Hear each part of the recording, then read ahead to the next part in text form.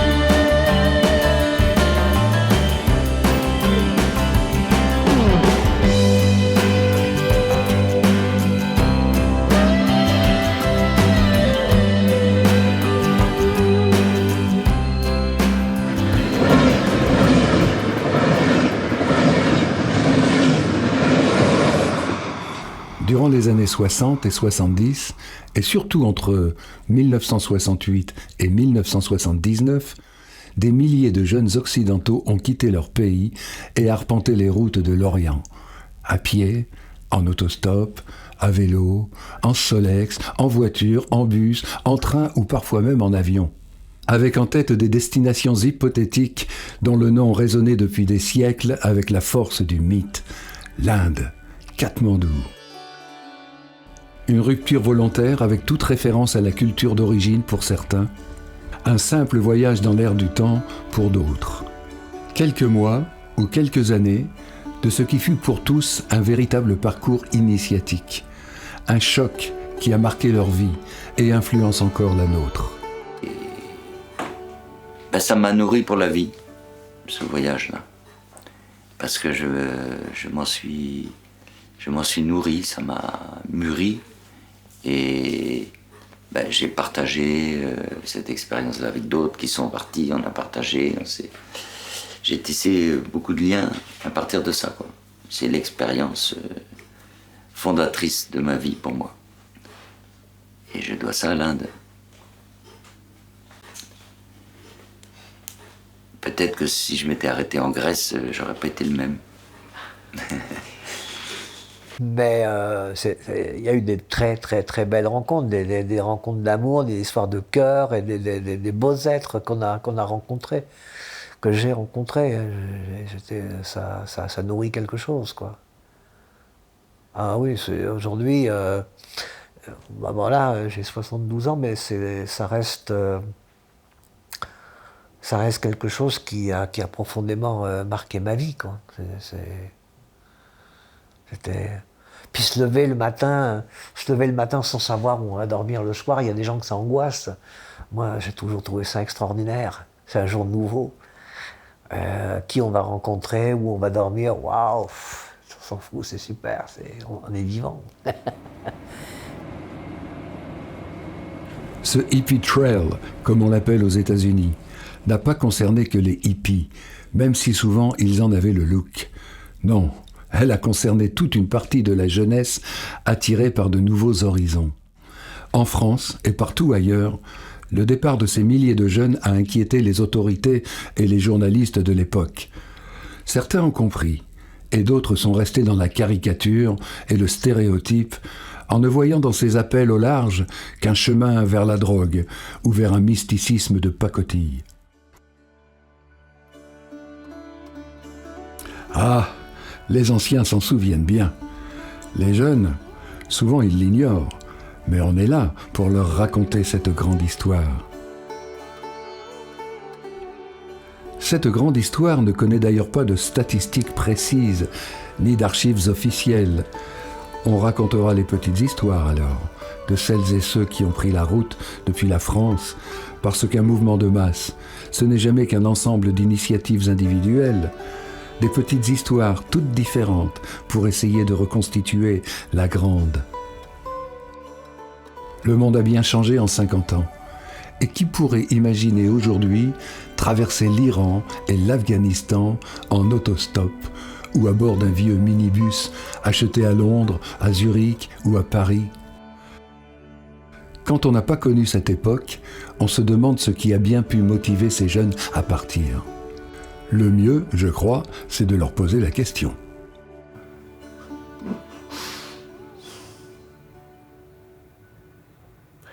Enfin, les gens qui m'en parlaient avaient beaucoup de liberté. Le voyage leur avait donné beaucoup de force et beaucoup de liberté. C'est peut-être ce qui m'a attiré avant tout, cette évasion et cette liberté. Quand je suis partie, c'était donc en deuxième année, j'étais en sciences politiques. J'ai dit, mais j'en ai rien à foutre de ces études-là. C'est pas moi. C'est pas moi. Qui je suis, moi. Et quand je suis partie, c'était ça ma question. Qui je suis, moi, et où je vais, et qu'est-ce que je veux. J'avais aucune ambition, comment je pourrais dire, no future. Et donc, j'étais vraiment open, prêt à toutes les aventures. Et quand on est parti en Solex avec le copain, là, en 69, et les copains qui me disent « Mais est-ce que tu penses à ta retraite ?» Je dis « Mais vous perdez la boule, pourquoi est-ce que je vais m'occuper de ma retraite ? Moi, je pars et puis on verra bien dans un an. On ne sait pas du tout ce qui va se passer, je m'en fous. » Il y a quelque chose qui revenait sans arrêt. On est parti parce que on n'est pas bien, on supporte pas cette société de consommation, l'école, les parents, on les sentait oppressés. Donc à la recherche de liberté, à la recherche du paradis qui ne semblait pas trouver en Europe. On n'avait pas du tout idée de revenir d'ailleurs, on partait, il n'y avait pas de... C'était comment... à Kiel, sur les murs, c'était écrit « Due to lack of interest, tomorrow has been cancelled ». Et si je m'en souviens, c'est que ça m'a marqué à l'époque. Du fait de son manque d'intérêt, demain n'existe pas. Donc on n'allait pas faire des plans de carrière. Hein. Ça m'intéressait pas l'Inde. Je suis allé en Inde parce que Auroville ça faisait en Inde. Et en fait je suis allé en Inde que parce que bon il y avait la mère aussi de l'ashram et que je voulais la rencontrer parce que pour moi c'était un être extraordinaire. Il fallait que je la voie ce personnage quoi. C'était tellement inouï quoi. Et d'ailleurs ça a été inouï la rencontre. Mais je suis allé donc en Inde parce qu'il y avait Auroville. Auroville aurait été au Larzac, j'aurais été au Larzac. Moi, ça a été les sadhus. C'était le truc que j'ai... Comme c'était en continuité à ce que j'avais dès le départ, je voulais être pauvre. Donc je voulais être pauvre, j'avais parfaitement réussi.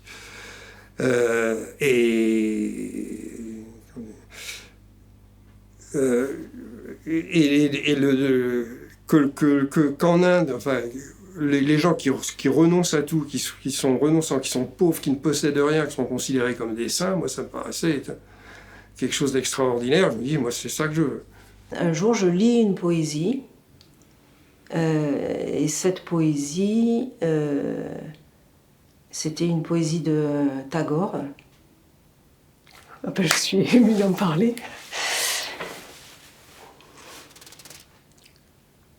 Pardon. Et je me suis dit qu'un jour j'irai en Inde, sur les lieux de Tagore. Tagore et tant d'autres. Parce qu'il faut savoir que cette grande migration n'est pas née comme ça, d'un coup de baguette psychédélique. L'Orient en général, et l'Inde en particulier, exercent sur nous une fascination depuis fort longtemps.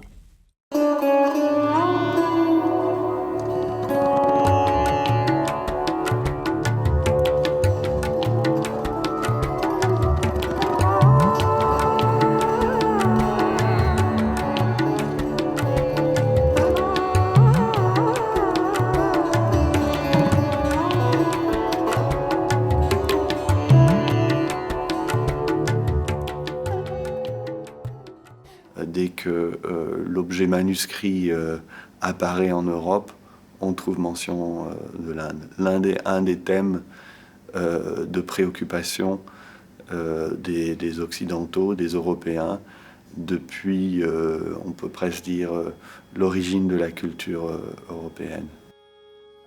Un thème de préoccupation commerciale d'abord.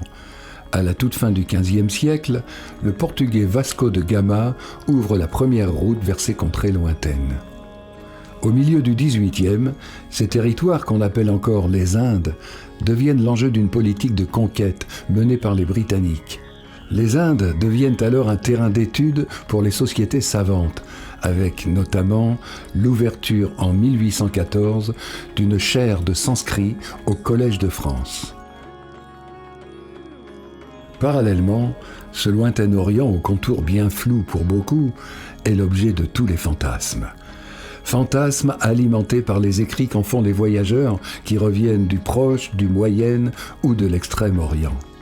Peintres, compositeurs, écrivains exhalent à l'envi une sensualité et un exotisme qui marquera l'âge d'or du courant orientaliste en Europe.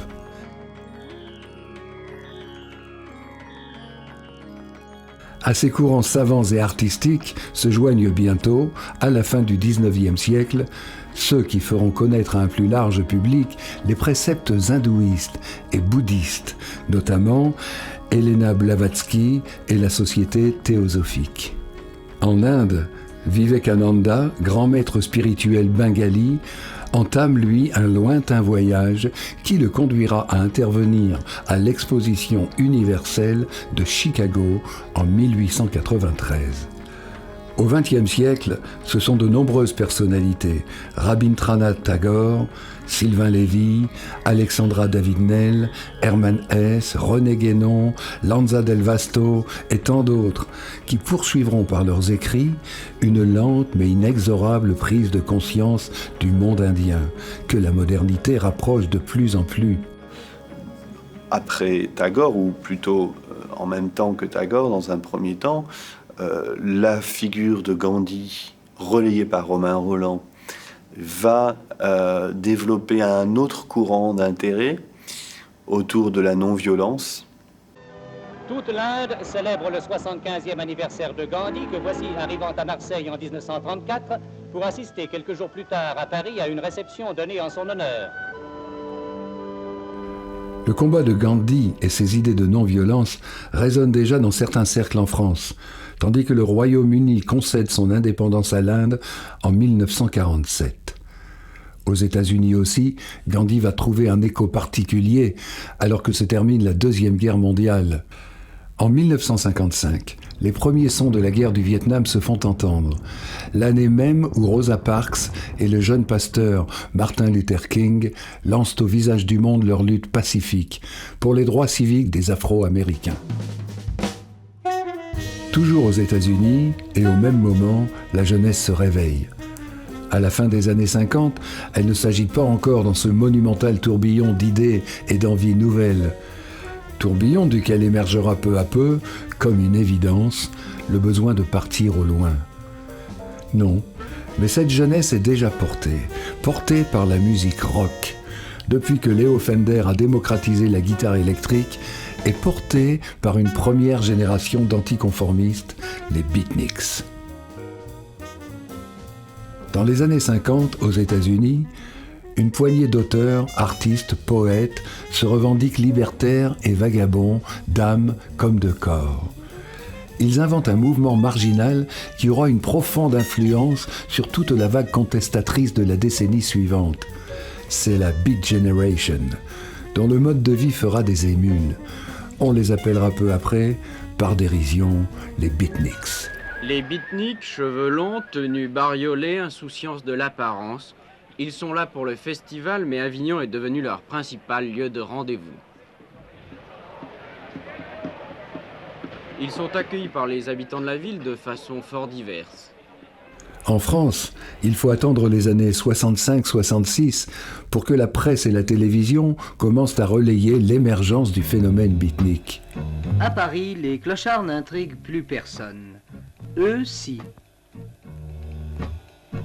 Qui sont-ils pour être contemplés comme des animaux exotiques dans une fosse, pour être photographiés comme des monuments par les touristes de Notre-Dame? Que font-ils? Rien, car il faut choisir d'être sans travail pour avoir le droit d'être beatnik. On nous appelle beatnik à cause de nos vêtements, parce qu'on est là sur le quai au midi au soleil. Avant tout, nomades. De toute nationalité, de tout milieu, ils ont en commun ces savates, ces cheveux trop longs, uniforme réglementaire de la bohème et symbole d'une aventure où l'on donne libre cours à son inspiration du moment.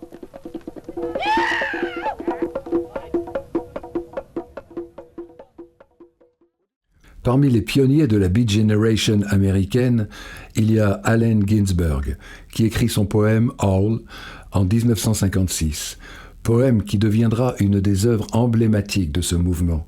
Jack Kerouac écrit son roman « Sur la route » en 1957, puis « Les clochards célestes » l'année suivante. Un des premiers bouquins que j'avais lu, la critique dans Rock and Folk, c'était « Les clochards célestes ». J'ai demandé à ma mère de l'acheter. On était à Villeurbanne, elle est allée en ville, à La Proue, une librairie un peu spéciale qui était très à gauche. Pour le commander, c'était un bouquin, bon, Gallimard, NRF, ça représentait de l'argent. Enfin, pour nous, en cachette dans mon père, elle a commandé les clochards célestes. Et puis, j'arrêtais pas. Alors, il arrive le bouquin, je passais au magasin jusqu'à ce que je l'ai. Mais effectivement, c'était une grande influence sur la route de Kerouac. Et puis tous ceux qui avaient été, bien sûr, au Maroc, avec Paul Bols, avec William Burroughs et tous ces gens-là. Bien sûr, l'influence beatnik, sans aucun doute. Nos aînés. En février 1962, Allen Ginsberg et son compagnon Peter Orlovsky commencent un voyage vers l'Inde qui durera plus d'une année, à la recherche d'un maître spirituel, d'une expérience esthétique forte et d'une destination pas trop chère. Non, ce qu'on savait sur la route, c'était que Ginsberg et sans doute Burroughs étaient allés dans tel hôtel à Istanbul ou à Rabat ou à Bénarès. Bénarès surtout était un des endroits... On savait qu'on était sur les pas de ces gens-là. Bénarès, c'était important. Et c'est eux qui avaient ouvert la voie et qu'on l'élargissait jusqu'à en faire une autoroute. Cette autoroute n'est encore qu'un sentier quand Timothy Leary et Richard Alpert expérimentent à l'université d'Harvard dans le Massachusetts les vertus de la psilocybine et du LSD que le chimiste suisse Albert Hofmann a synthétisé en 1938. Timothy Leary s'était lié d'amitié avec Allen Ginsberg. Ces expériences, qui ouvrent les portes de la perception, selon les mots d'Aldous Huxley, sont déjà teintées des spiritualités hindoues. Son comparse, Richard Alpert d'ailleurs, changera de nom, Ram Das, après un voyage en Inde en 1967.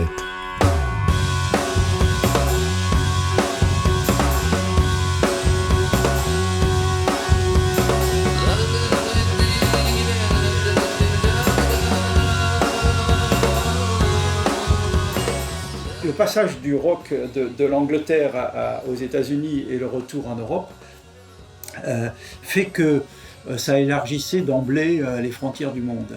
Donc le rock n'était là que comme le parfum d'une liberté qui se trouvait au-delà des frontières. Voilà. Comme j'étais le plus jeune reporter et le seul que ça intéressait, mon aîné qui était plus vieux que moi, qui devait avoir 3, 4, 5 ans de plus que moi, c'était le respectable Pierre Bouteiller. Ses goûts musicaux, le plus hard rock possible, ça devait être Barbra Streisand. Et comme j'étais le seul intéressé à la rédaction d'Europe 1 par cette actualité mouvante de chevelus qui débarquait de la génération Beatles, c'est moi qui étais chargé, d'ailleurs je me proposais, pour interviewer tout ce qui était chanteur, groupe, musicien. Et comme j'étais le seul que ça intéressait, de toute la presse française, hein, parce que les autres radios, c'était pour les vieux. RTL, c'était Radio Luxembourg, c'était pour les mémés de plus de 45 ans à l'époque. On était mémés à plus de 45 ans. Paris Inter, je pense qu'ils sont intéressés aux Beatles. Je pense que j'ai été le seul à en parler bien après leur séparation, quand c'est devenu France Inter. Quant à la presse quotidienne, c'était que des articles, Paris Presse, Paris Jour, c'est des articles anti-jeunes sur les jeunes drogués, chevelus et bientôt gauchistes après 68.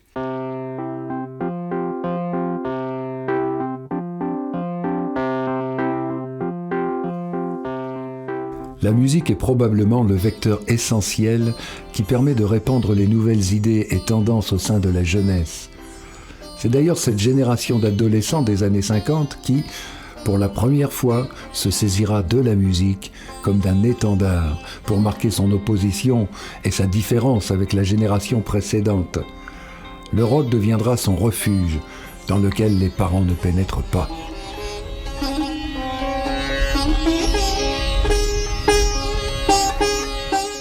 Ravi Shankar, joueur de sitar originaire de Bénarès, fait un concert pour la première fois aux États-Unis en 1956. Il continuera une carrière internationale à succès, devenant le premier et le plus célèbre ambassadeur de la musique indienne en Occident.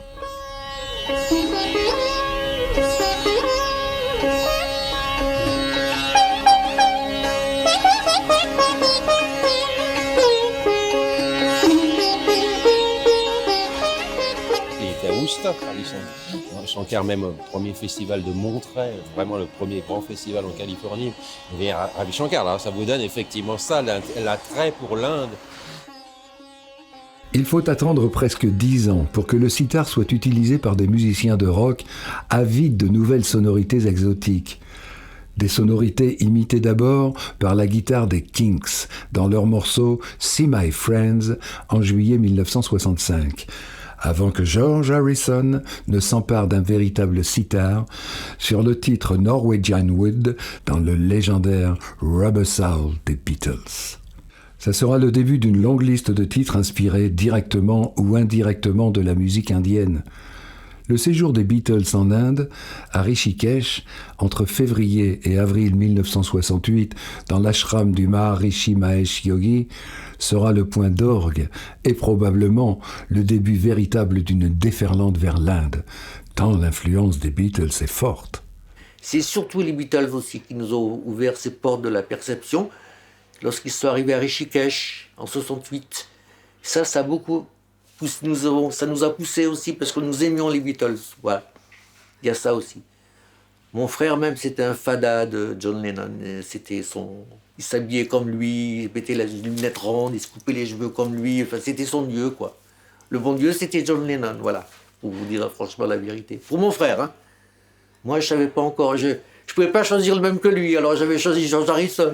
Oui, parce que Roger Harrison, c'était plus Krishna. Il n'y avait pas que les Beatles, il y avait d'autres gens. Il y avait Johnny Driscoll, il y avait plein de gens qui faisaient des choses un peu indianisantes. Enfin, bon. Moi, je travaillais à Salut les copains, donc je recevais toutes les nouveautés, tous les disques qui arrivaient de Londres et tout. Il y avait une certaine mode qui venait de Londres, avec tout ce qui était indiennerie et orientalisme, disons. Et orientalisme, ça c'est le grand mot. Bah oui, l'orientalisme nous faisait rêver déjà. Donc c'est par la musique, moi personnellement, que j'ai eu envie de voyager. Et puis la musique psychédélique qui tordait les sons, il y avait quelque chose d'oriental, Painted in Black des Stones. C'est aussi, t'es dans des minarets, t'es dans des mantras. Oui. On faisait un espèce de mélange entre le Maroc, l'Inde, tous ces pays-là, quoi. Oui. L'Afghanistan. Les premiers voyageurs revenaient, nous racontaient plein d'histoires, plein de choses. C'était un peu le rêve, quoi.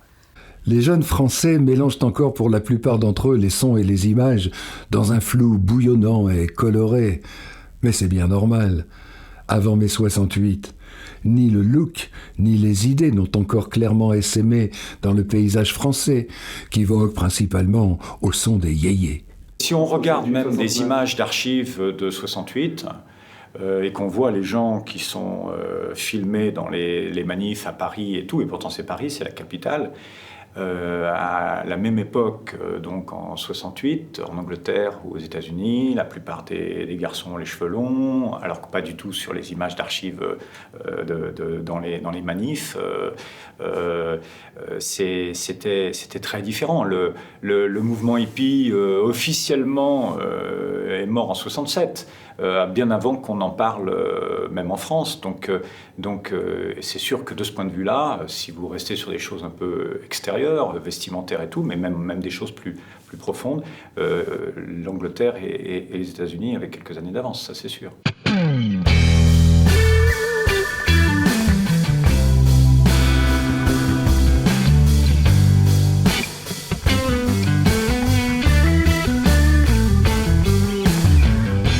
Les années 60, c'est la décennie qui voit naître aux États-Unis le mouvement hippie, vaste aspiration d'une jeunesse en révolte qui prône une contre-culture faite de refus et de recherche. Refus des valeurs bourgeoises traditionnelles et de son puritanisme, refus d'asservissement à la société de consommation, refus de la guerre, recherche d'une nouvelle façon d'être et de se vêtir, recherche d'une nouvelle spiritualité, y compris par les drogues. Le pacifisme de ce flower power se tournera ainsi tout naturellement vers l'Orient et sa supposée non-violence pour y chercher un vent de renouveau. Depuis les États-Unis où naissent ces mouvements de contestation de masse, en passant par l'Angleterre, qui a conservé des relations privilégiées avec son ancienne colonie et voit se développer concomitamment la mode indianisante et le rock, c'est après mai 68 que la France va subir de plein fouet, par ricochet, cette déferlante. La fin du mandat de De Gaulle forme-t-elle donc un terreau si favorable à l'émergence de ces nouvelles envies venues d'outre-Manche et d'outre-Atlantique ?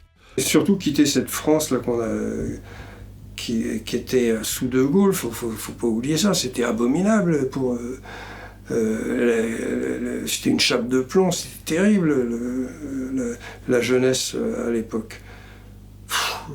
On rêvait de liberté, moi c'était ce qui me branchait, moi, c'était la liberté totale. Quoi. Pour nous, De Gaulle vieillissant, en n'arrivant pas à quitter le pouvoir, était un véritable éteignoir. Donc, de fait, d'une certaine façon, toutes les difficultés qu'on rencontrait, tout l'enfermement auquel on se heurtait, était mis sur son dos, sur son compte. Ce qui était probablement injuste, mais il aurait fallu qu'il parte plus tôt. Voilà. On s'ennuyait beaucoup au lycée. Les contacts entre les gens, entre les filles, entre les différentes classes sociales aussi, c'était pas facile. Et là, tout d'un coup, tout s'est libéré. Il y a eu grève générale, et tout le monde s'est mis à se parler, à se mélanger. Surtout après 68 que ça s'est décliné, ça.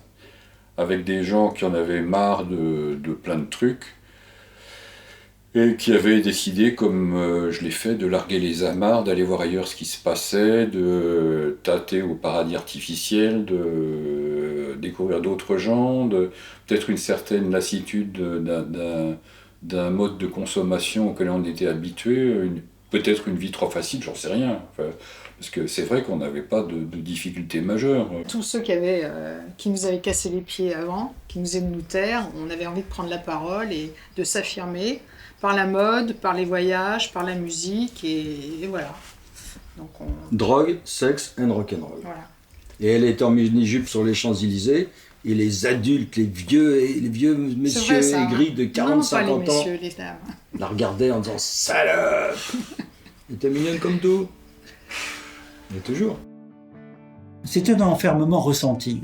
C'était pas, évidemment, c'était pas un enfermement puisqu'on a pu partir et que voilà. Voilà, le contexte est planté. La France va bien et s'ennuie. Les modes qui arrivent de l'étranger se répandent et, comme ailleurs, les jeunes Français rêvent de routes, d'Inde et de Népal. Les années 60 jusqu'au début des années 70 correspondent à une période de prospérité matérielle en Europe et dans les pays occidentaux, les 30 glorieuses. Ce pouvoir d'achat, combiné à l'assurance de pouvoir retrouver un emploi si on le quitte, permettent d'envisager le voyage sans appréhension. Les moyens de transport se développent, de l'autobus reconverti, le Magic Bus en étant le plus célèbre exemple, aux premiers vols charter qui rendent possible le tourisme de masse. Et puis, aucune guerre ne se déroule à l'intérieur des frontières européennes, ni dans les pays plus à droite sur la carte. Le chemin à prendre, donc, il part à l'est, seule direction qui permet d'avancer au plus loin en gardant le pied à terre et sans rencontrer d'obstacles. Du moins jusqu'en 1979.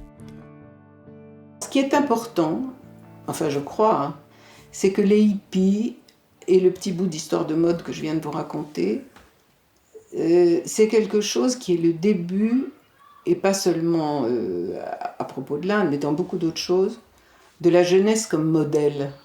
Donc la jeunesse devient un modèle dans la mode, elle devient un modèle de comportement.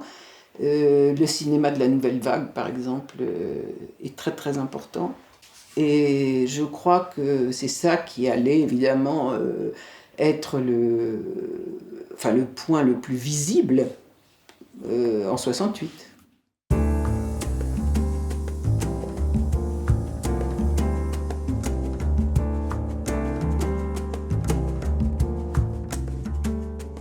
Alors, dans ce paradoxe d'une France qui va peut-être trop bien et qui craquera en mai 68, le modèle jeune s'émancipe.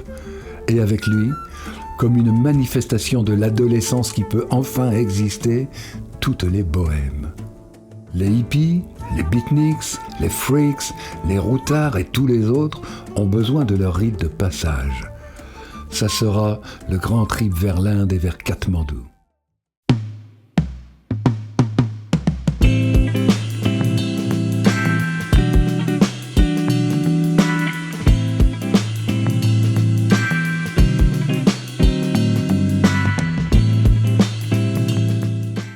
L'acquisition de mon passeport, j'ai été chercher un visa de 3 mois à l'ambassade ou au consulat d'Inde. Et puis un beau jour, j'avais bazardé mon appart. C'est une énorme connerie que j'ai fait, mais bon, je ne pouvais pas savoir. Le départ depuis la France, mettons Paris pour donner un point d'ancrage, et Porte d'Orléans pour les autostoppeurs, trouve son déclencheur dans une foule de motivations. Mais une fois qu'on a osé le grand saut, on peut alors traverser les Alpes, l'Italie, la Yougoslavie, la Bulgarie. J'avoue quand même que avant, la veille de partir, quand même, je me disais, oulala, dans quoi je m'embrane, quoi. Une fois que j'étais sorti, après c'était bon, c'était face au réel, quoi. Mais avant ça, je commençais un peu à me poser des questions. Le plus difficile, c'est de partir, en voyage, c'est-à-dire c'est de passer le périphérique, mais je pense le périphérique mental aussi, c'est-à-dire les barrières qui nous empêchent de partir, mais une fois qu'on est parti, en réalité, c'est assez facile de continuer. À un moment, je me dis, bon, il faut que je parte, j'ai pas envie de partir tout seul, j'ai pas envie de partir en vélo parce que j'ai trop la flemme, mais il y a le Solex, et à ce moment-là, plus que la mobilette. Le Solex, l'avantage du Solex, c'est que ça se répare assez facilement, alors qu'une mobilette, bon, il y en a peut-être partout dans le monde, mais on ne trouve pas forcément des pièces motobécanes partout. Et du coup, j'ai lancé un message en disant « Cherche fou ou folle, disponible 1 an, voyage obligatoire en Solex, direction Katmandou ». La traversée de l'Europe, c'est encore le temps de l'insouciance, des premières découvertes, des premières rencontres, des premières petites histoires qui marquent, parce que les premières, justement. C'était une époque où les rencontres étaient fabuleuses et inattendues, quoi. Par exemple, en Yougoslavie, sur un crachat de puits sur la route, on a été pris par l'ambassadeur de Yougoslavie, qui était ambassadeur en Autriche, un Yougoslave, et qui, avec sa Mercedes noire, nous a pris en stop, isolés, pas un chat derrière, pas un chat devant, sur les côtés. Donc on a été pris par cet ambassadeur jusqu'à Zagreb, et là, il nous a laissé dans la voiture, il nous a dit d'attendre, il allait voir un ami malade, et il nous a laissé la voiture 2 heures, et puis... et donc il y avait ce côté inconscient aussi, parce qu'un ambassadeur qui laisse une Mercedes, ça se fait pas maintenant, je veux dire. Hein. Et il nous a repris, il nous a cherché une maison des jeunes à Zagreb, tout. Donc, il y avait ces rencontres exceptionnelles. Une fois, on était, je ne sais plus où, en Turquie ou en Yougoslavie, et en pleine nuit, on monte notre tente. Et le matin, on se retrouve encadré par des bidasses, armes au poing, qui nous font comprendre qu'on est sur un terrain militaire. Et qui nous demandent de but en blanc « Avez-vous une arme ?» Alors, moi qui ai horreur d'être surtout réveillé en sursaut le matin, je réponds à la grande surprise de l'huissière « Oui, j'ai une arme, montrez-la !» Alors, j'ouvre mon sac tranquillement et je déballe une bombarde bretonne qui est là. et je commence à pianoter sur ma bombarde. Donc, immense éclat de rire. Le casus belli était enterré, on est invité au café, on plie bagage et on s'en va sans plus rien demander à personne. Voilà. Donc l'humour est une qualité fondamentale pour qui veut vraiment voyager. Pas d'humour, c'est Nicolas Bouvier qui écrivait justement « Une journée sans rigolade est à rayer de son agenda ».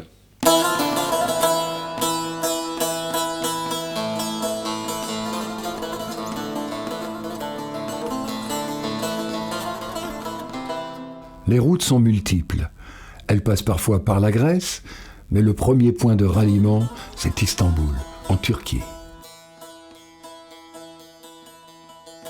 Arrivé à Istanbul, là j'ai eu le choc, quoi. J'ai eu le choc parce que franchement, j'étais persuadé d'être un extraterrestre, le seul à faire au monde ce que j'étais en train de faire, et je me suis aperçu que j'étais dans une foule de crétins dans mon style qui faisaient la même chose, et ça m'a un peu dégoûté, voilà. Donc je me suis dit, c'est pas vrai, ils sont aussi nombreux. Et vraiment, hein, j'en revenais pas. Arrivé à Sultanahmet, vous voyez, c'était vraiment la foule, quoi. Une foule de hippies au milieu des Turcs, quoi. Une foule qui dérange les plus solitaires et dans laquelle d'autres se fondent avec plaisir. Si on aime se retrouver, c'est aussi pour se rassurer, parce qu'Istanbul, c'est quand même là qu'on prend son premier coup d'Asie, son premier coup d'exotisme. Dans ce camp de base, il faut pouvoir glaner les bons tuyaux. La route est encore longue. Les gars se saluaient sur la route. Paix, amour, on s'échangeait les tuyaux. Il y avait une espèce de fraternité de la route. C'était extraordinaire à l'époque. On s'échangeait les renseignements, tout ça. Alors une fois la visite de la mosquée bleue, de Sainte-Sophie et du bazar accomplie, comme des formalités, on se retrouve au pudding shop. Ce qu'il y a de plus mythique chez lui, c'est son tableau d'affichage, si vous voulez, parce que c'est une espèce de café, pâtisserie, snack, si vous voulez, un truc. C'est un type qui avait monté ça, ouais, je sais pas, il avait compris un peu le filon, il avait vu qu'il y avait beaucoup de monde qui passait, et il avait au départ, je sais pas, peut-être un snack ou une pâtisserie, je sais pas au départ ce que c'était, à vrai dire. Mais c'était plus, pâtisserie, salon de thé, si vous voulez, un peu, ouais, dans le style. Et ce qui était intéressant, c'était pas tellement ça, parce qu'on y mangeait des pâtisseries turques, c'est sûr, mais c'était le panneau d'affichage qui était hallucinant. Il était énorme et il y avait 2000 petits stickers dessus. Les gens, alors moi j'ai passé, je sais pas, 2 heures à lire le truc, quoi. Des gens qui cherchaient quelqu'un qui revenait d'ailleurs, des gens qui cherchaient quelqu'un pour aller ailleurs, des gens qui voulaient retrouver quelqu'un, des gens qui avaient perdu quelqu'un. Enfin, c'était que ça, quoi. C'était l'internet du coin. Hein. C'est ça qui faisait la réputation de Pudding Shop, parce qu'en plus il était placé, si vous voulez, sur Sultanahmet, quoi. Donc, comme tout le monde avait l'adresse, qu'il n'y avait pas internet à l'époque, tout le monde fonçait là pour avoir des nouvelles.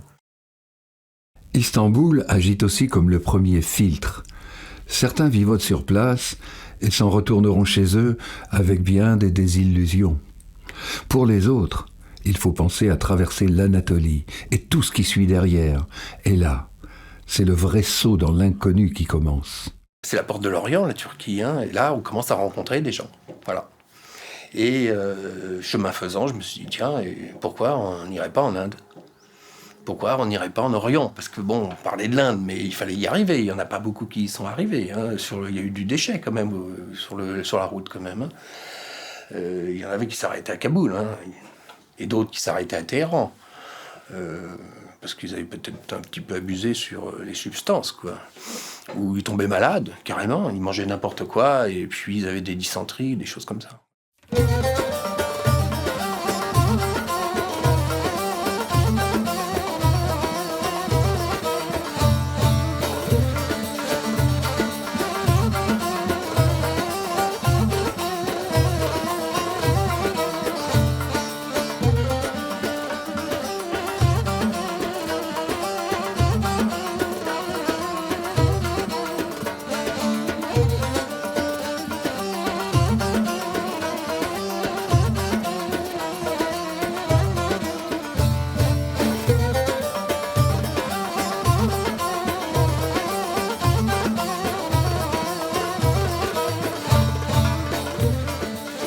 Sur la route qui mène en Inde et avant l'Afghanistan, il y a des pays de transit.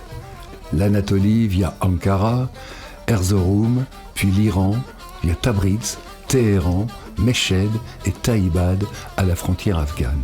Transit Parce que l'immense Anatolie n'offre que peu de zones de refuge et que l'Iran du Shah, policier, religieux, n'est pas une terre d'accueil pour les chevelus. La population est certes plutôt curieuse et ouverte, mais elle est apeurée. On avait pour but de rejoindre le bord de la mer Caspienne à Babol.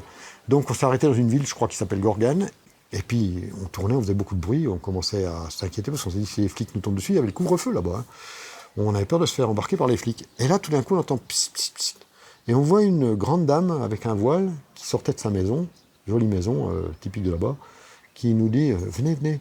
Elle nous dit en français venez, venez. Dis donc. Alors là, on était un peu étonnés. Donc on se précipite, elle nous ouvre les portes de son truc pour rentrer la voiture dans sa cour, et elle nous offre le thé. C'est vraiment un souvenir, parce que vraiment on est tombé sur quelqu'un, d'abord qui parlait français, c'était incroyable, quoi. Et puis qui nous dit oui, je suis content de vous recevoir et tout, ne vous étonnez pas, les gens ils veulent pas vous recevoir parce qu'ils ont peur en fait, hein. Mais ils seraient tous très contents de vous accueillir, seulement ils ont la trouille. Donc moi je vous accueille. Ah bon, et pourquoi vous nous accueillez? Parce que moi ce régime il m'emmerde et tout, et là il commence à nous sortir vraiment tout ce que les Afghans du bus n'avaient pas réussi à nous sortir en fait, hein. Mais dans un très bon français, parce qu'elle était prof de français, elle était venue en France. Son mari était en tôle pour délit d'opinion. Et elle était seule, elle n'avait plus de boulot, il lui avait retiré son boulot, donc elle était dans la misère la plus noire. Et elle nous a fait une grande leçon de savoir-vivre et de, comment dire, de société, parce qu'on n'avait pas tout compris, nous. Nous, on était les plus malheureux de la Terre, hein. Et en fait, là, j'ai commencé à comprendre que c'était pas tout à fait vrai, quoi. Et elle nous a dit, ouais, vous avez de la chance de voyager. Et quand le ton et la manière dont elle nous a dit ça, vraiment, ça nous a laissé tous les quatre vraiment, enfin, abasourdis. On est ressortis de là un peu groggy. Que pouvaient penser les Iraniens, et plus loin les Afghans et les Indiens, de ces milliers de jeunes qui traversaient leur pays? Pourraient-ils agir comme des ambassadeurs de leur souffrance une fois rentrés chez eux? Des ambassadeurs venus de pays riches, venus paradoxalement chercher, pour beaucoup, le dénuement.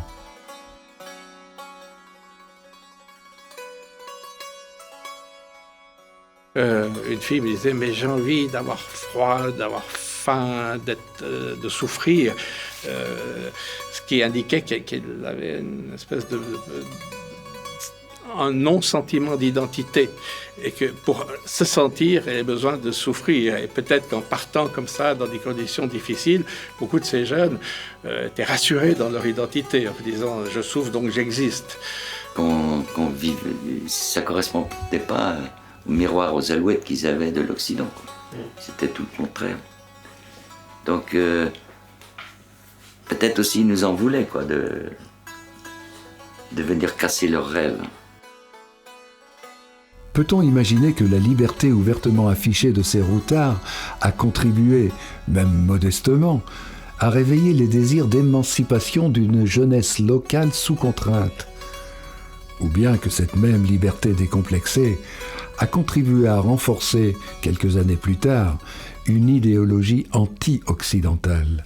À Téhéran, donc à l'aller, hein. Et puis il faisait un soleil magnifique. L'ambassade afghane, c'était une belle bâtisse un peu style 18e avec des grandes baies vitrées en arrondi comme ça. Et là, on voit deux Suissesses qui débarquent, avec lesquelles j'ai voyagé pendant un bon bout de temps après. Elles étaient en robe à fleurs. Quand elles sont arrivées dans le contre-jour, on était assis une cinquantaine de mecs, hein, mais principalement des Iraniens et quelques routards comme nous. On aurait dit qu'elles étaient nues, quoi. Parce qu'avec le contre-jour, elles ne se rendaient pas compte, elles étaient nues, quoi. Donc on les a appelées.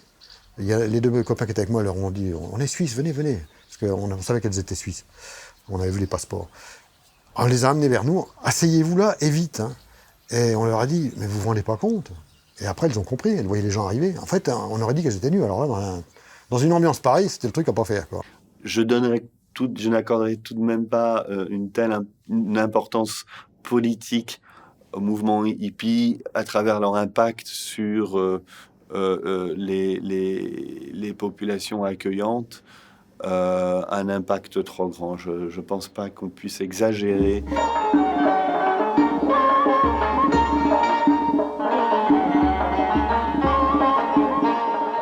Toutes les routes ont leur longue partie de solitude, ponctuée d'oasis, des points de passage presque obligés pour le voyageur.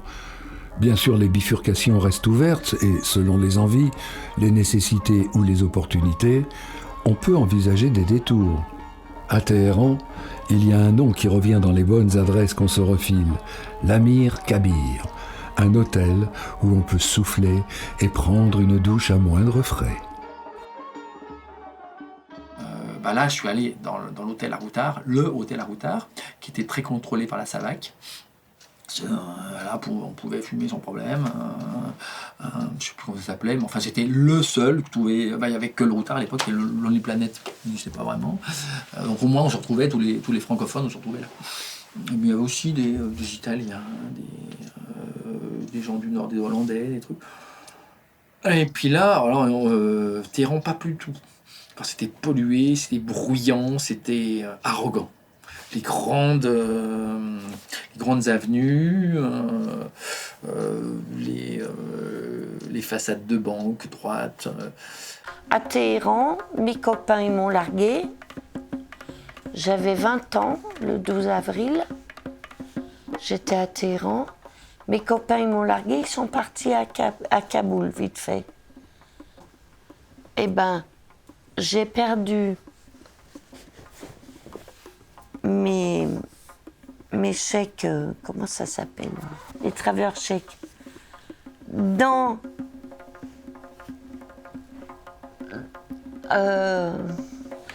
une... Comment dire? Dans une tour de pneus. Vous savez, à Téhéran, c'est plein de pneus. J'avais perdu mes travelers chèques dans... Non mais c'est incroyable, incroyable. Dans une tour de pneus. Et je les ai retrouvés tout à coup. Et mes copains m'ont dit, mais non, on se barre, on s'en va. Et moi, j'ai retrouvé mes travelers chèques. Et je leur dis, putain, j'ai 20 ans à Téhéran et je retrouve mes travelers chèques. Au fond, C'était votre parce que j'étais complètement pétée ce jour-là. J'étais pétée. Téhéran, avec ses bons et ses mauvais souvenirs. Des travelers retrouvés en guise de cadeau d'anniversaire pour ses 20 ans. Dans la panade, il ne faut pas bouder son plaisir. Et là, Méchade, il faut... Donc, il n'y avait pas de bus, trop tard. Bon, tant pis, je pars en stop. Et là, c'était quoi, une Doche immatriculée en France, 22 ou 29, des Bretons. Deux potes bretons, qui avaient fait un pari un peu loufoque, de dire, alors je sais pas si c'était Brest ou Saint-Brieuc ou Rennes, Nantes, si c'est la Bretagne. Enfin non, c'est pas la Bretagne, c'était vraiment Bretagne profonde. Ils avaient parié avec leurs potes qu'ils allaient faire Bretagne, Dharamsala, non pas Dharamsala, pas loin par là, Manali, en 3 semaines aller-retour. Bon, j'espère pour eux qu'ils ont dû arriver assez tôt à Manali et puis finalement oublier leur pari ou perdre leur pari consciemment. Toujours est-il qu'à l'époque, ils traçaient. Et puis on est resté que quelques heures ensemble parce que je sais pas, ils voulaient continuer, mais je sais pas s'ils ont pu parce que la frontière était fermée. Bref, voilà, ils ont traversé mon histoire de vie, la route des Indes à l'époque. Et puis je l'ai jamais revu après. Puis à l'époque on n'avait pas de courriel, il n'y avait pas de portable, on ne demandait pas. Et puis voilà, tu les rencontres quelques heures. Alors je sais pas. Je sais pas. Non, c'était un joke, quoi. Voilà, une idée dans l'air, boum, et voilà. Bon, un petit peu préparé, mais non. On avait mis des sièges de compétition. On avait le seul aménagement qu'on avait fait, c'est on avait enlevé les sièges de la 2 jours, on avait mis des sièges couchettes d'une, je sais pas quelle marque. On avait réussi à mettre des... Comme ça, l'un conduisait et l'autre dormait. Parce que on savait qu'il y a 11 000 km aller, 11 000 retours. En 5 semaines, c'était... On avait pas les visas. On a dû passer 2 jours et 3 nuits, quoi. Ouais. 2 jours et 3 nuits à Manali. Prendre le bus, j'allais jusqu'à là-bas, puis revenir. Voilà. Ah, si le stop pouvait être inscrit au patrimoine culturel immatériel de l'humanité pour son éloge de l'incertitude et de la spontanéité, ces retrouvailles, presque 50 ans après, figureraient dans son panthéon. Quitter l'Iran, où y rentrer, par Taïbad, à partir du milieu des années 70, c'est prendre plaisir, ou presque, à la visite d'un merveilleux et bien curieux musée. À cette époque-là, et en 73-74, il n'y avait pas le musée. Moi, j'ai vu le musée en 78. Je me souviens bien parce que on est arrivé en 78, donc c'était après, on mélange un peu tout là. On est arrivé à la frontière à 6h05 avec la 2 jours. Et puis le douanier nous a dit, vous passez pas. C'est 6h, ça ferme. Le douanier iranien. Et donc, nous, on a plaidé, attendez, on avait très peu, là, on n'a pas mis 18 mois pour aller en Inde, on avait 35 jours pour faire l'aller-retour, en 2 jours. Donc, on n'avait pas de temps à perdre. Et il n'y a rien eu à faire. Et son argument final au douanier, ça a été, écoutez, monsieur, le hashish, il est aussi bon de ce côté-ci de la frontière que de l'autre côté. Le douanier iranien, il nous a invités pour la soirée. Donc, on a passé la soirée, le copain et moi, à fumer du hashish avec le douanier iranien, dans son petit village. Et le lendemain matin, il a remis son uniforme, on est allé, là où il y a le musée, et la première chose qu'il a faite le lendemain matin, il y avait les journalistes iraniens qui venaient là, parce que la veille, ils avaient chopé un pauvre Hollandais dans son camion, ils avaient trouvé je ne sais pas combien de kilos, donc ils faisaient la photo avant... Donc, arrivé à la frontière afghane, j'ai eu droit au passage entre l'Iran et l'Afghanistan au musée, avec toutes les prises, toutes les saisies, la fameuse bouteille de gaz découpée dans le fond, avec des tolas de hashish qui étaient collés, avec une petite bouteille butagaz qui était au centre pour que ça puisse fonctionner et tout. Et donc il y avait je crois le nom des personnes, et puis la quantité, et puis le temps qui est de prison, quoi. Bon, bah ça calme bien, quoi. Hein. Et tu arrives à cette douane, déjà, tu as un amoncellement de voitures en ruine. Et on t'explique avec des photos, des textes, etc., dans toutes les langues. Il faut que tu comprennes que ce sont tous les dealers qu'ils ont arrêtés, qu'ils ont fusillés sur place, et leur bagnole est entassée, là, dans un cimetière de bagnoles. C'était 2 mondes, hein, c'est pas pour rien qu'il y a un no man's land, autant l'Afghanistan est accueillant, etc., et puis le hashish, tout ça très facilement. Autant en Iran à l'époque, on te prend avec 3 grammes de hashish, tu peux, je sais pas, peut-être faire 3 ans de prison pour 3 grammes. Enfin, c'était hyper sévère. Ah bah, le passage de la frontière, oui, je me souviens bien. Comme dit le père de Séverine, je suis le seul mec à avoir essayé de rentrer du shit en Afghanistan. Et surtout 2 mecs qui s'occupent de toi. Un qui te palpe comme ça, l'autre qui te dans les yeux, uniquement là pour te regarder dans les yeux. Bon, j'avais rien, mais même si j'avais rien, je me dis merde, putain de... Côté iranien, une fois il y avait un vieux, genre le vieux Mollah, il te regardait comme ça, puis il disait Mister you have hashish, hop, et il te posait la main sur le cœur.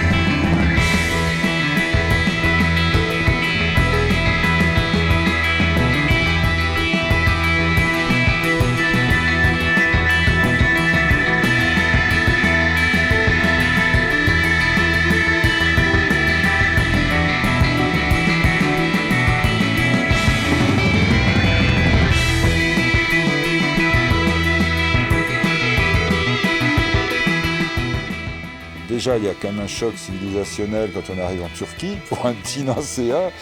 Mais le deuxième choc, il est encore plus énorme, même s'il ne s'est passé que 2 ou 3 semaines, quand on arrive en Afghanistan, quoi. Le vrai choc, c'est Herat. Parce qu'on arrive, il n'y a plus de magasins, il n'y a plus de voitures, il n'y a plus rien.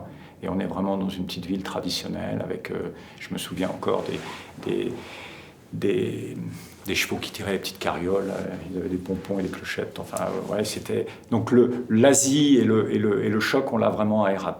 L'Afghanistan, et là, l'Afghanistan, c'est la découverte magnifique. Ça, c'est... J'ai gardé un souvenir des Afghans, mais pour toujours. J'ai adoré ces gens-là. L'Afghanistan, c'est des seigneurs, les types... les hommes, d'abord, ils vous ignorent totalement. Hein. C'est des grands types, enfin, ils sont avec des grandes barbes, les yeux verts, les yeux bleus. Ils vous regardent même pas, quoi. Mais vous êtes tranquille, hein. Si l'Afghanistan a été une magnifique découverte, parce que là, c'est une culture extraordinaire et un pays jamais colonisé. Donc des gens qui sont fiers, orgueilleux, je dirais, qui sont conscients de leur culture, qui sont à égalité avec l'étranger qui arrive.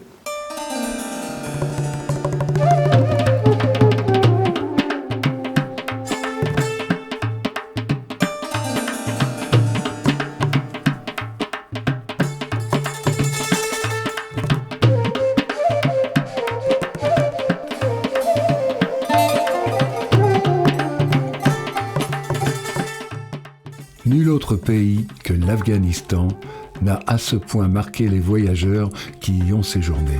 C'est unanime. L'Inde, plus tard, sera aussi un choc d'un autre ordre. Mais l'Afghanistan, c'est un émerveillement.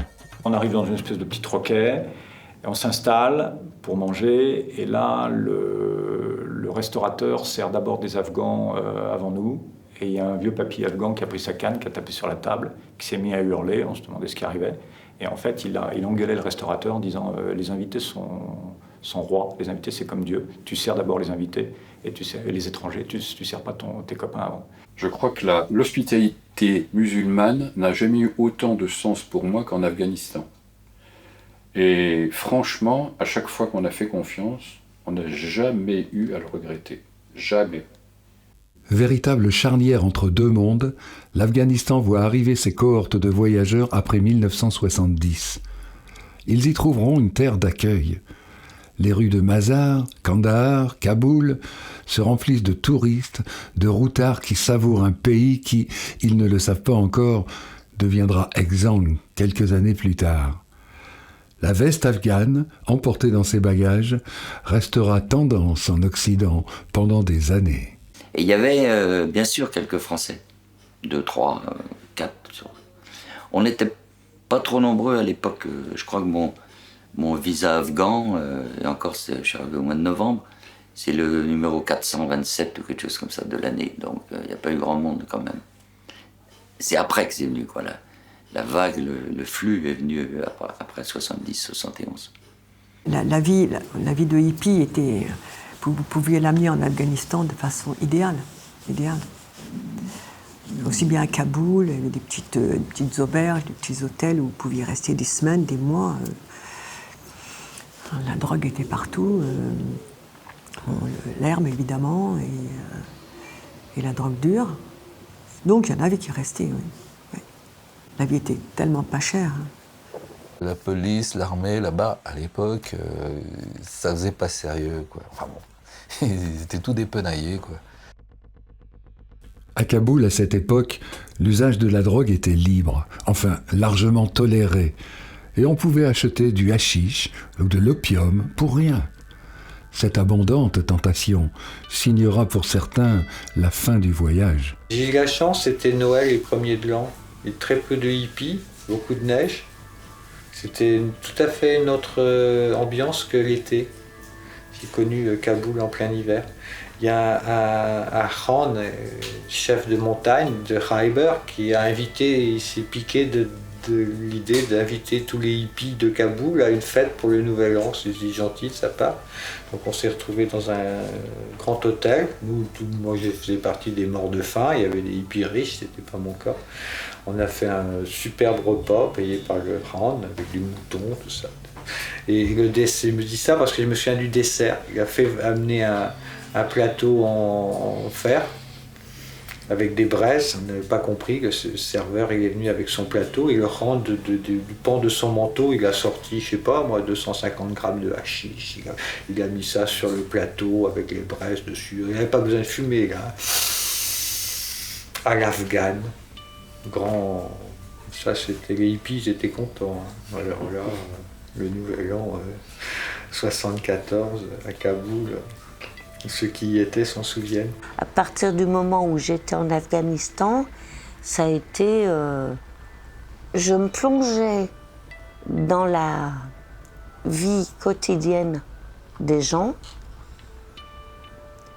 J'étais contente de partager leur vie quotidienne et je cherchais à me défoncer et voilà, et c'est tout. Et donc c'était du shit, de l'opium, de l'héroïne. Je me souviens entre autres à Kaboul d'avoir vu un Français commencer à taper la discute et tout, ça va, ah ouais, super et tout.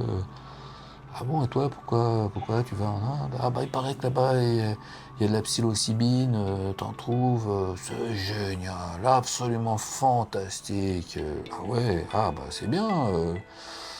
Mais on sentait le gars qui est pas forcément barré, mais il avait quoi, 25 ans, il avait déjà les dents complètement explosées, quoi. Il avait dû goûter pas mal de choses, quoi. Ça saute aux yeux, ça, la différence entre le hippie qui, lui, fume simplement, tranquillement, mais aussi une très, très grande tolérance du hippie qui, je dis, mais ça vous choque pas de le voir là en train de s'acheter? Mais non, il fait ce qu'il veut, enfin... Nous, on nous appelait les fucking French junkies, hein, quand même, dans certains endroits. Il y avait, j'allais dire, une philosophie de vie chez le hippie. Enfin, je dirais qu'on a plus chez le junk qui se concentre sur l'achat de son truc. J'ai rencontré plus souvent de Français infréquentables que d'autres nationalités, hélas. Alors des fois, c'était plus agréable de dire que j'étais suisse. Parce que, bon, je veux pas être excessif, mais franchement, aussi bien des gens qui faisaient des arnaques, des vols entre copains que de junkies ou de gens comme ça, il y avait, je voyais plus de Français que d'autres nationalités. Moi, je me suis fait dépouiller par des gens que je connaissais depuis très longtemps, ils m'ont pas raté quand même. C'est ça, hein, les junkies. Parce qu'on rêvait d'un monde sans flics, et eux, ils faisaient tout pour qu'il y en ait, quoi. Et ça, j'aimais pas, moi. Ouais. Alors, arnaqueurs et junkies, les Français? Notre réputation est donc si terrible, si éloignée de l'esprit hippie qui semble davantage animer les voyageurs anglo-saxons. La route brasse des individus divers, chacun avec ses failles originelles, comme le microcosme nomade de la société dont il est issu. Et si les médias réduisaient souvent ce voyage à une route de la drogue à cette époque, c'est que le distinguo entre drogue dure et drogue douce n'existait pas encore, ne l'oublions pas.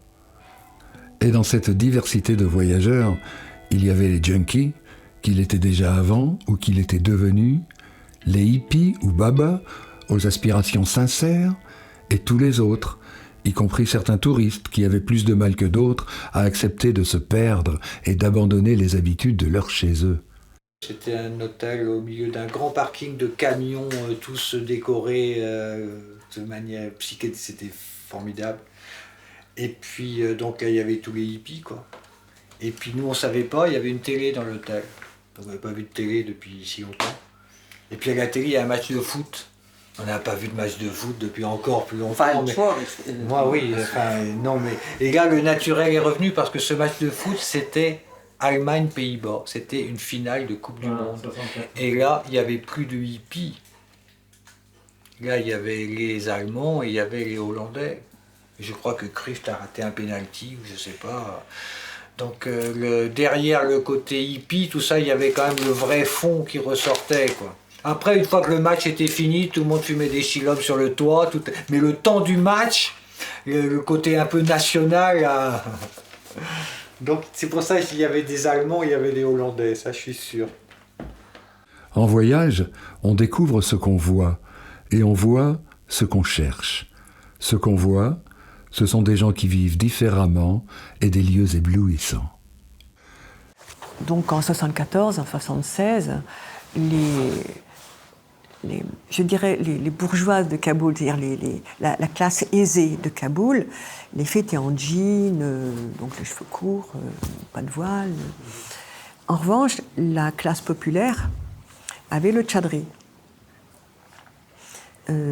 Parce que ils étaient beaucoup plus dans la tradition, en sachant que c'est une tradition qui est récente, le tchadri, du 19e siècle. Donc les femmes dans les villes, je dis bien dans les villes, mais pas dans les campagnes, avaient le tchadri. Mais elles pouvaient se promener seules dans le bazar, pas de problème. Et dès qu'on sortait de Kaboul, dans les villages, il n'y avait pas de tchadri, absolument pas. Elles avaient, comme les nomades, comme les femmes dans les villages, une sorte de voile, de grand foulard sur la tête qui couvre les cheveux, qui tombe derrière. Parfois, elles font comme ça, avec leur foulard. Mais c'est une coquetterie, une timidité, une réserve. Elles ne sont pas visage caché du tout. De toute façon, elles travaillent dans les champs, elles ne peuvent pas travailler si elles ont des tchadris. Et Kaboul, on a été à Bandi Amir, et là les célèbres, les lacs bleus, alors ça c'était super. Et puis pour y aller, là c'était l'aventure. Mais une aventure relativement simple, parce que tous les gens allaient à Bandi Amir, Bamiyan, on a vu donc les Bouddhas et tout ça, ce qui est extraordinaire, parce que maintenant il n'existe plus. Et donc, c'était assez codifié. On y allait, il n'y avait pas de Magic Bus ou de choses comme ça pour y aller. C'était des bus locaux, mais on était à plusieurs. On était avec les Afghans et les Occidentaux. 3 jours ou 3 mois après l'étape afghane, on rentre ou on continue. On s'est assez reposé et endurci pour affronter la longue route de la Khyber Pass et la traversée du Pakistan.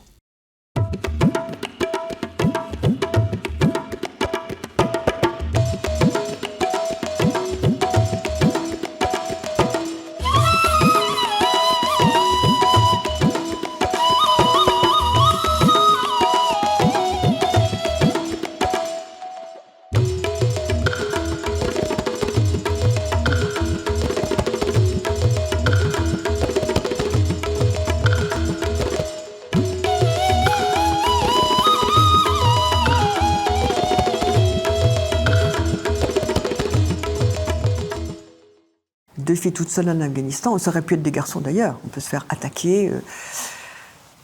Ils ont le couteau facile, sont quand même des gens durs, sauvages, que j'ai adoré par la suite, que j'admire beaucoup. Mais on pouvait être fragile avec eux. Donc en Afghanistan, on a voyagé à 3 avec un garçon. On était ces 2 femmes, donc on ne pouvait rien dire. Déjà à l'époque, vous passiez la frontière afghane, où il y avait des douaniers, il y avait 50 km qui étaient jaunes, hors zone. Ni les autorités afghanes, ni les autorités pakistanaises n'y avaient à voir. Bon, moi, je me souviens toujours de notre chauffeur, du bus, qui avait fait 38 fois la route, qui nous disait « là, on ne s'arrête pas ». C'est un danger public, cette route. D'abord parce qu'à l'époque, elle était assez étroite. C'est une suite de virages en épingle à cheveux, avec des camions qui ne savent pas trop ce que c'est que des freins, qui ne savent pas trop ce que c'est que doubler des vélomoteurs, et qui en plus de ça discutent avec ceux qui sont à côté d'eux, donc ils ne voient pas toujours. Et la nuit. Voilà. Donc descendre la Khyber Pass de nuit en Solex, là je peux dire que c'était une performance. Je me souviendrai toujours, après avoir parcouru des kilomètres de caillasses, de Moyen-Orient, de thé à la menthe, chaleur, Turquie. La Turquie c'était en train, donc ça allait, on pouvait se lever à jeun. Après bus. Et River Pass, tout d'un coup, au détour de paf, la vallée de l'Indus. Qu'est-ce que c'est que ça? Pakistan comme la vallée de l'Indus, rizière, verdure, la mousson qui avait déjà commencé ou pas loin, oui. Thé au lait sucré.